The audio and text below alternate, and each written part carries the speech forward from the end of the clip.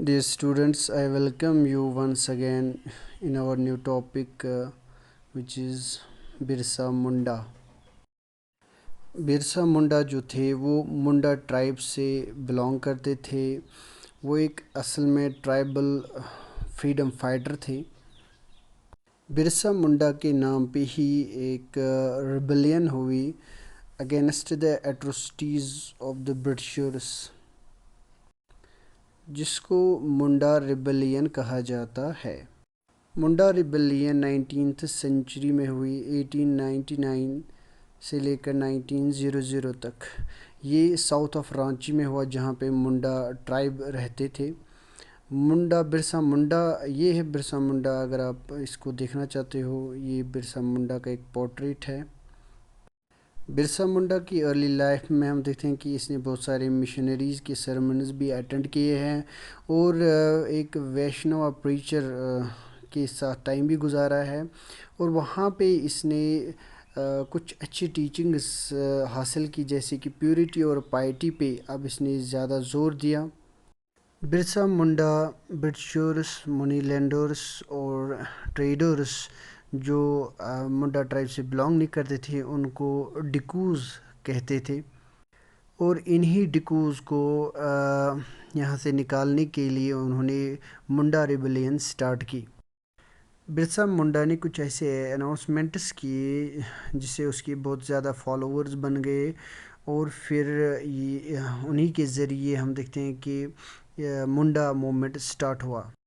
मुंडा ने अपने लोगों को कहा कि ऊपर वाले ने उसको अपॉइंट किया है कि आप लोगों की मुश्किलातों को दूर करें और मुंडा ट्राइब के लोगों को डिकूज़ की स्लेवरी से आज़ाद कराए। बिरसा मुंडा ने लोगों को इस बात पे ज़ोर दिया कि हमें रावणा को ख़त्म करना चाहिए। रावणा ये डिकूज़ और यूरोपियंस को कहते थे, और इस बात पे भी उसने ज़ोर दिया कि हमें अपनी एक अलग सल्तनत बनानी चाहिए जिसका लीडर खुद बिरसा मुंडा होगा। बिरसा मुंडा ने ये बात भी यहाँ पे छेड़ दी कि माजी में मुंडा ट्राइब का जो माजी था वो गोल्डन एज थी, वो उस दौर को वापस लाना चाहते थे, और बिरसा मुंडा ने इस दौर को कहा सतयुग का दौर था, the age of truth. Birsa Munda की विजन ऑफ गोल्ड एज का मतलब ये है कि पास्ट में मुंडास जो थे वो एक दूसरे को कत्ल नहीं करते थे, एक दूसरे के साथ भाईचारे के साथ रहते थे। जहाँ पे नेचुरल स्प्रिंग्स हुआ करते थे, जहाँ पे वो ट्रीज़ और ऑर्चार्ड्स उनके हुआ करते थे, जहाँ पे वो कल्टीवेशन करते थे और अपनी रोज़ी रोटी कमाते थे। बिरसा मूवमेंट जब फैल गया तो ब्रिटिशर्स बहुत ज़्यादा परेशान हो गए, और उन्होंने बिरसा मुंडा को अरेस्ट किया और जेल में 2 साल के लिए बंद रखा गया।